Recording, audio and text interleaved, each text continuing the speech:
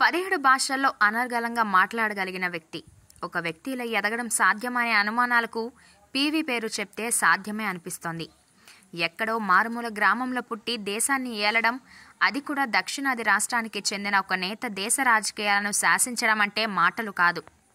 Pamulaparthi Venkata Narasimha Rao alias PV. ఇది పేరు మాత్రమే కాదు, ఆర్థిక సుడిగుండంలో చిక్కుకున్న భారత్కు దివిటి ఇది. పీవీ అంటే ఓ గర్వం, ఓ ఎమోషన్. మాజీ ప్రధానిగా మాత్రమే ఆయన తెలుసు. ఆయన జీవితంలో ప్రతి పేజీ నేటి తరానికి ఓ పాఠం. ఆయనలో ఎన్ని కోణాలు, ఎన్ని పార్శ్వాలు. ఒకటి కాదు, రెండు కాదు, 17 భాషల్లో అనర్గళంగా మాట్లాడగలిగిన వ్యక్తి. ఒక వ్యక్తిలా ఎదగడం సాధ్యమనే అనుమానాలకు పీవీ పేరు చెప్తే సాధ్యమే అనిపిస్తోంది. ఎక్కడో మారుమూల గ్రామంలో పుట్టి దేశాన్ని ఏలడం, అది కూడా దక్షిణాది రాష్ట్రానికి చెందిన ఒక నేత దేశ రాజకీయాలను శాసించడం అంటే మాటలు కాదు, ఆషామాషి అసలే కాదు.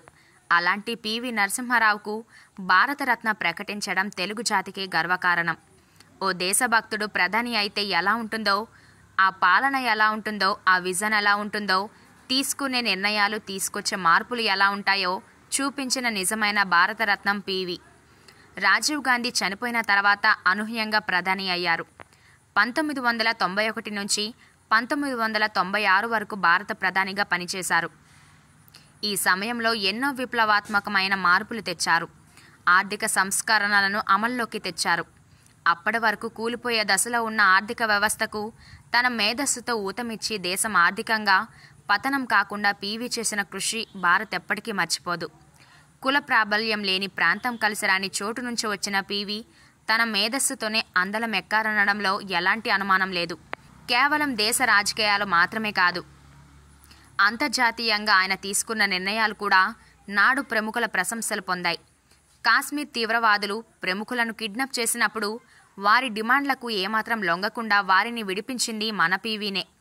అలాంటి లౌక్యుడు ఇజ్రాయెల్ దౌత్య సంబంధాలతో పాటు తీవ్రవాదానికి పాకిస్తాన్ ఇస్తున్న బయటపెట్టి ప్రపంచ దేశాల్లో చర్చకు పెట్టడంతో పాటు ఆగ్నేసియా దేశాలతో సంబంధాలను మెరుగుపరుచుకోవడం కూడా అంతర్జాతీయంగా ఆయనకున్న దృష్టికోణానికి ఒక నిదర్శనం.